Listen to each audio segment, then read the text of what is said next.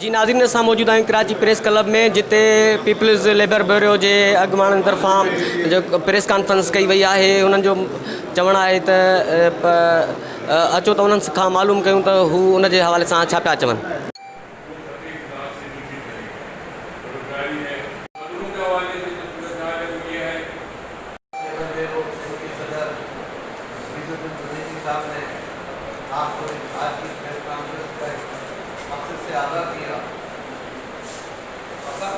हमारे साथ Peoples labour bureau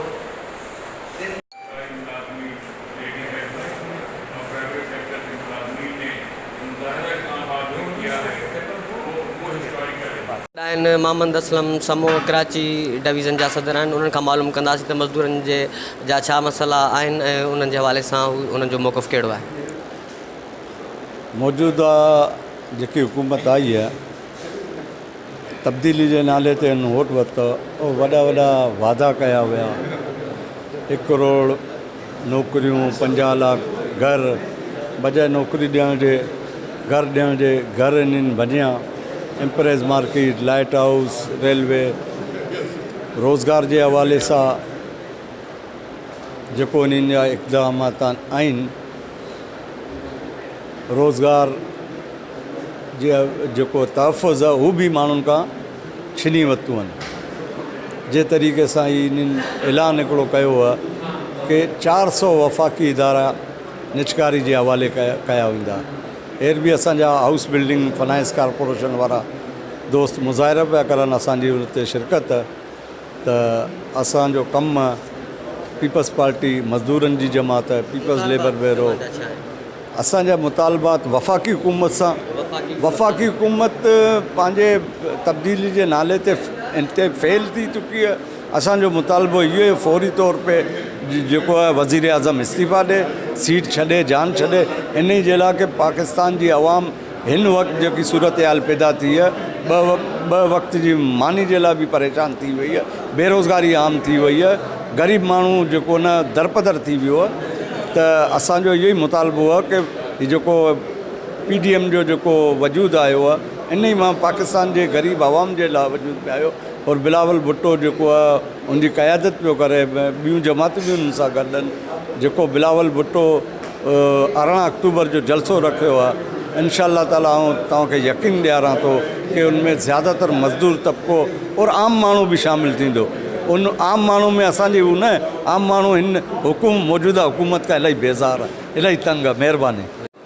मौजूदा सूरत हाल में मज़दूरों के साथ क्या मसाइल है और ये जो डिंगी और भंडार बेट का मामला चल रहा है, सदारती आर्डिनेंस और ये नेशनल डेवलपमेंट अथॉरिटी जो कायम हुई है, उसके हवाले से आपका क्या मौक़िफ़ है? देखिए, अभी हमने प्रेस कॉन्फ्रेंस की है और मैं उन्हीं ख़यालात को दोहराऊंगा, उसमें कुछ इजाफे के साथ। वो ये कि इस वक्त पूरे मुल्क में मेहनत कशों की सूरत हाल बहुत ख़राब है, बेचैनी बड़ी शदीद है। 5-5 हज़ार और 8-8 हज़ार रुपये माहाना पर लोग 12 घंटे की ड्यूटी कर रहे हैं। मुझे ये दिखाई देता है कि दौर ग़ुलामी को यहाँ वापस लाया जा रहा है। मुझे ये मैं सब पे इल्ज़ाम नहीं लगाता हूँ, लेकिन मैं ये महसूस करता हूँ कि बड़े छोटे कारखानेदारों ने कानून को कागज़ का एक टुकड़ा समझ लिया है, वो उस पर अमल दरामद के लिए तैयार नहीं है। मैं समझता हूँ कि वो दौर ग़ुलामी को वापस ला रहे हैं। इसी सूरत से आपने जो है सिंध के, बलूचिस्तान के, जज़ायर के ऊपर जो वफाकी हुकूमत की तरफ से गैर यूनी इक़दाम किया जाए उस पर बात की है। हमें तमाम गैर कानूनी इक़दामात के ख़िलाफ़ लड़ना है। पीपल्स लेबर ब्यूरो जो है वो इस मुल्क के गरीब तरीन लोगों की नुमाइंदगी करती है।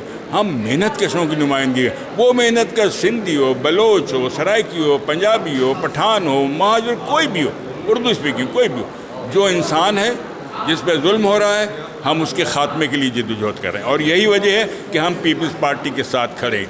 हमारा कमिटमेंट ये है कि इस मुल्क के अंदर अब एक हकीकी जमहूरियत आनी चाहिए, जिसके ऊपर किसी का दबाव नहीं होना चाहिए। गमले के सियासतदान हमें नहीं चाहिए, हमें वो सियासतदान चाहिए जो लोगों के कांधों के ऊपर चल के आएँ, वोट लेके आएँ। हम जो है बिल्कुल, हम बहुत सारी सियासी पार्टियों के इस बात से भी बिल्कुल हम इत्तफाक करते हैं कि वोट को इज़्ज़त दो, बिल्कुल वोट को इज़्ज़त देनी चाहिए, लेकिन वोट से ज़्यादा वोटर को इज़्ज़त देनी चाहिए।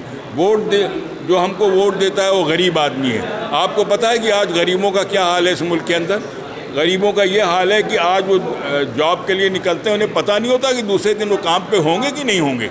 बहुत हालात ख़राब है। हम वार्न करते हैं, हम हुक्मरान तबकात को वार्न करते हैं कि जो बेचैनी इस वक्त गरीबों के अंदर है, अगर उसका उन्होंने मदावा ना किया, उनके हुकूक ना दिए, तो सूरत हाल किधर जाएगी साल 2 साल में सिर्फ अंदाज़ा ही लगाया जा सकता है। खुदा नहीं करे, ये हमारा मुल्क है, ये हमारा माशरा है। हम अनारकी नहीं चाहते, हम इंतशार नहीं चाहते, लेकिन जब लोग सड़कों पर निकल आएंगे तो फिर उनको कोई रोकने वाला नहीं होता है। तो हम उस नौबत को नहीं आना देना। हम लड़ना चाहते हैं, हम आइनी जंग लड़ना चाहते हैं, कानूनी जंग लड़ना चाहते हैं। हम मेहनत कशों के हुकूक की पामाली नहीं, उनकी बहाली चाहते हैं।